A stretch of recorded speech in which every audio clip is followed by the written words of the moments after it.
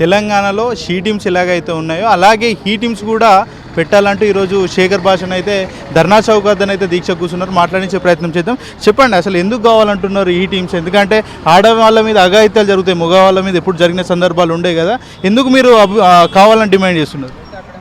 ఆడవాళ్ళ మీద అఘాయిత్యాలు జరుగుతూ ఉంటాయి, బట్ మగవాళ్ళ మీద జరిగే అఘాయిత్యాలు మీరు అనుకున్న టైప్లో కాదు.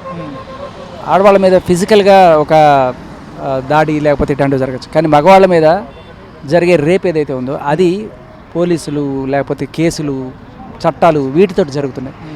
ఒకవేళ అక్కడ ఏదైనా వాళ్ళకి మగాడు ఒక ఆడదాన్ని కొట్టడము తిట్టడము లాంటివి జరిగితే ఆ కొట్టిన గాయాలు మేబీ ఒక వారం రోజుల్లోనూ ఒక 2 వారాల్లోనూ మానతాయో లేకపోతే అలాంటిది ఏదైనా జరగచ్చు. కానీ బట్ ఈ కేసులు దీనివల్ల వాళ్ళు ఉద్యోగాలు పోగొట్టుకొని జీవితాలు చితికిపోయి ఇవన్నీ కూడా జరుగుతుంది. సో ఇక్కడ ఆడవాళ్ళు మగాళ్ళని కొట్టేస్తున్నారనో ఆడవాళ్ళు మగాళ్ళని రేపులు చేస్తున్నారనో నేను చెప్పట్లా. తప్పుడు కేసులు పెడుతున్నారు. 100కి 95% తప్పుడు కేసులే నమోదవుతున్నాయి. ఈ తప్పుడు కేసులు పెట్టి వాళ్ళని వేధించడానికి కావచ్చు, వాళ్ళ దగ్గర నుంచి డబ్బులు ఎక్స్ట్రాక్షన్ చేయడానికి కావచ్చు వాడుతున్నారు. 4-5 ఏళ్ళు కలిసి లవ్లో ఉండి సడన్గా ఒక రోజు వచ్చి వీడు నన్ను రేప్ చేశాడని కేసు పెడితే అదే రకం. ఒక నిర్భయ ఒక దిశ అంటే మనం అవును అది రేప్ అనే చెప్తాం, ఖచ్చితంగా అందరం ఖండించాలి. కానీ ఇవాళ రేపట్లో మీరు ఎందుకని అంటే అన్ని కేసులు ఉండగా ఒక నిర్భయ ఒక దిశ ఒక కలకత్తా ఇవే ఎందుకు మనకు కనబడుతున్నాయి? మిగతా అన్నీ కూడా స్టేషన్లో నమోదవుతున్న రేప్ కేసుల గురించి ఎందుకు మాట్లాడలేదు? ఒక జానీ మాస్టర్ మీద రేప్ కేసు పెట్టారు, దాని గురించి ఎవరు కూడా ఎందుకు అంత గట్టిగా మాట్లాడలేకపోతున్నారు? ఎందుకంటే 4 ఏళ్ళు కలిసి ఉందని అందరికీ తెలుసు. ఇవాళ వచ్చేది దాన్ని రేప్ అంటారు. ఎవరి చెవిలో పూలు పెడుతున్నారు? అంటే చట్టంలో ఉన్న లొసుగుల్ని వాడుకొని ఇటువంటి కేసులు అంటే సెలబ్రిటీలు కాబట్టి బ్లో అప్ అయింది. బట్ మీరు వెళ్ళి పోలీస్ స్టేషన్లో చూడండి, పోలీస్ స్టేషన్లో కొన్ని 100 కేసులు ఇట్లాంటివి రోజు. ఆధారాలు ఉంటేనే కదా కేసులు పెట్టే అవకాశాలు ఉంటాయి, కేసు నమోదు చేసే. ఒక మగవాడు వెళ్ళి ఒక ఆడది నన్ను వేధిస్తోందని చెప్పడానికి ఆధారాలు కావాలి, కానీ ఆడవాళ్ళు వెళ్ళి మగవాళ్ళ మీద పెట్టడానికి ఏదో కలిసి ఉన్న ఫోటోలు లేకపోతే మీ చేతి మీద ఎప్పటిదో ఒక దెబ్బ ఉందనుకోండి అది చూపించేసి ఇదిగో వాడే కొట్టాడని చెప్పేయచ్చు. సో చాలా తేలిగ్గా కేసు అయిపోతుంది మగవాళ్ళ మీద.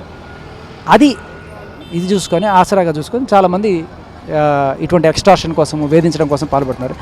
నేననేది ఏంటంటే ఏదైనా సరే ఇప్పుడు మగవాడికి కూడా ఎప్పుడైనా అన్యాయం జరిగినప్పుడు చెప్పుకోవడానికి వాడి గోడు వినడానికి ఒక చెవు కావాలి.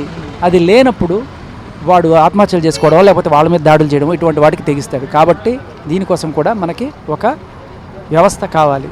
అదే హీ టీమ్స్ ఆర్ మెన్స్ కమిషన్ రావాలి. ఏదో ఒక చట్టాన్ని సవరించినంత మాత్రాన 498 లేకపోతే 376లో వాటిని సవరించినంత మాత్రాన ఇక్కడ ఏమీ జరగదు. ఈ మధ్య కాలంలో ఏమైనా ఇన్సిడెంట్స్ మీరు చూసి ఉంటారా? ఎక్కడన్నా జరిగిన సంఘటనలు ఏమైనా ఉన్నాయా?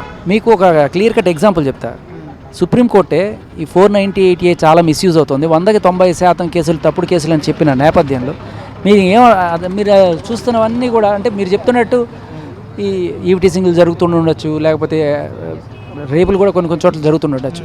కానీ ఇవి కంప్లీట్గా స్ట్రేంజర్స్ దారిలో వెళ్తున్నప్పుడు ఇప్పుడు కలిసి లవ్లో ఉండి సడన్గా ఒక రోజున రేప్ అనేది ఏ రకంగా కరెక్ట్ అవుతుంది? సరే, దానికి ఈ సెక్షన్సే వర్తిస్తాయా? ఒక నిర్భయాను లేకపోతే ఇవి వర్తిస్తాయా? కలిసి ఉన్నప్పుడు సడన్గా ఒక రోజున దాన్ని నువ్వు అలా అదే మెయిన్గా జరుగుతున్నాయి ఇక్కడ 100కి 90. ఇప్పుడు మన దగ్గర అంతమంది పోలీసులు ఉన్నారు. ఒక పోలీస్ ఆఫీసర్ని మీరు ఇంటర్వ్యూ చేయండి, మీకు అర్థమైపోతుంది. చాలా క్లియర్ కట్గా చెప్తారు వాళ్ళు. సో ఎప్పుడైతే ఇటువంటి కమిషన్ వస్తుందో ఆ రోజున అట్లీస్ట్ మోసపోయిన మగవాళ్ళు లేకపోతే అన్యాయానికి గురవుతున్న మగవాళ్ళు చట్టాన్ని వాళ్ళ చేతిలోకి తీసుకొని వాళ్ళ ఆత్మహత్యలో లేకపోతే అవతల వాళ్ళ మీద దాడి చేయడంలో ఆగి కొంత క్రైమ్ కూడా తగ్గుతుంది. అంటే నేనేమంటున్నా అంటే పక్కా ఆధారాలు ఉంటేనే కదా కేసులు నమోదు చేసేదైనా అభియోగమైన వేసేదంత ఇదంతా ఉంటుంది కదా. ఓకే, అవసరం లేదండి, ఆధారాలు అవసరం లేదు. మరి ఎస్ఎస్ఆర్ పక్కన ఉన్నారు, అడిగి చూడండి మీకు అర్థమవుతుంది. ఆధారాలు అన్నీ అవసరం లేదు, జస్ట్ ప్రైమా ఫేసి అంటే కొంత ఏదన్నా ఉంటే చాలు పెట్టేస్తున్నారు. అది ఇప్పుడు మీరు గమనించండి, ఇప్పుడు 100కి 99% కేసులు వీగిపోవడానికి కారణం ఏంటంటే ఆధారాలు ఏముండవు. ఎఫ్ఐఆర్ అవుతుంది, ఆ తర్వాత వాడిని రిమాండ్ చేస్తారు, తర్వాత వాడు బతుకు దేవుడా అని ఉద్యోగాలు పోగొట్టుకొని నాశనం అయిపోతారు. కోర్టుకి వెళ్ళిన తర్వాత ఏ సాక్ష్యాలు లేవు కదా, ఎందుకు పెట్టారు తేలిపోతాయి. ఏమన్నా చట్టాలు రూపొందించాల్సిన అవసరం ఏమైనా ఉంటుందా ఈ విషయంలో? చట్టాలు జెండర్ న్యూట్రల్ చేస్తే చాలు. ఇప్పుడు సెక్షన్ 493 ఉంది. అబ్బాయి అమ్మాయి ప్రేమించుకున్న తర్వాత అబ్బాయి వదిలేస్తే 10 ఏళ్ళు జైలు శిక్షట, అమ్మాయి వదిలేస్తే వెళ్ళిపోవచ్చట. తప్పు కదా అది.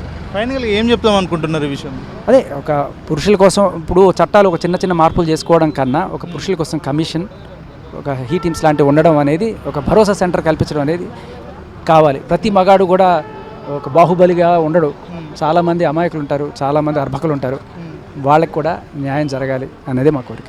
అంటే ఇంక ఎన్ని రోజులు జరుగుతుంది ఇదంతా, లేకపోతే మగవాళ్ళంతా మీరు చెప్తున్నారు కదా ఇప్పుడు ఇబ్బందులకు గురవుతున్నారు అంటున్నారు కదా, ఎన్ని రోజులు ఉండొచ్చు అంటారు ఇట్లా? ఇప్పుడు ఒక అతుల్ సుభాష్ చనిపోయారు, ఇలా ఎంతమంది చనిపోతే ఈ కమిషన్ వస్తుందో తెలియదు.